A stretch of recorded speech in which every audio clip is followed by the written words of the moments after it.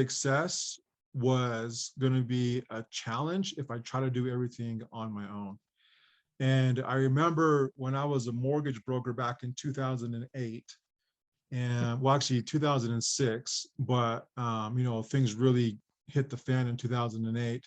And essentially I Oh, lost my job, yeah, because of the market, and it crashed. And I love what I did, man. That was like my career. That was what I was gonna go to the next level. With that, I was actually being prepped to take over the brokerage firm that I was associated with, and I really loved it, man. But when the market crashed, I knew that I needed some guidance and assistance on where my next move was going to be. hmm, And just by accident, one of my really good friends, he got me into, or he actually taught me about coaching. And when I first heard of coaching, I thought like sports. I'm like, I don't know you were like a football coach. We're like, no, he's like, I'm talking about business coaching. I'm like, business coaching. I I've never even like that didn't even dawn on me. And so he opened up this whole world of business coaching. I was like, wow, this is pretty incredible. And so with that, um, I got hooked, man. I really did. I learned from some real just amazing, influential people. And hmm, I really gained a love for it because here it was, in my mid 20s, and I was, being taught how to communicate on a very high level, with individuals who had real deep pain.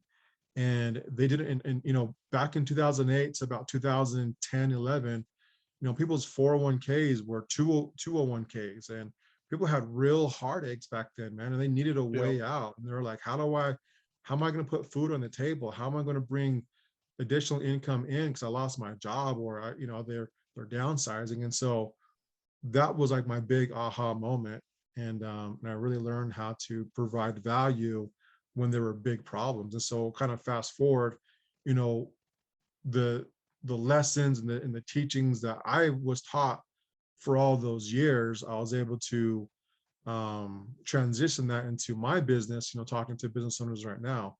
And so you asked the question, like why coaching when there's a vast ocean of coaches out there, right? yep, yep, And the best way I can explain, why, is because I think it depends on the mouthpiece of the person who's giving the information. hmm, So you and I can say the exact same thing, but people might align with you more than me because there's something about you and your character and how you present, and maybe like your background and your story, that more aligns with them. But the message is the same way. It's the same message essentially, right? yep, And so I just think that sometimes those messages just need a different mouthpiece. So I'm not saying I'm better or worse than anyone else. I just think that, you know, I have um, I have skills and have experiences of spending over 16 years. I could really present to someone else who may be in my position or who's trying to level up as well. And because of the way that I present something, or because of the way that I might, think differently or whatever aligns with them, it's like, oh wow, like this dude like really knows what he's talking about. Like, let me learn more. And how can that benefit me in my life and my business going forward? And so I'm really passionate about serving people, man, serving people at a high level. And because I know that when, one of my really good friends, his name's Larry, he lives by a very simple but powerful statement. He says, I give to get to give. And that's kind of the premise of how I try to conduct my business. The more that I give, I know as a hmm. byproduct I'm going to get.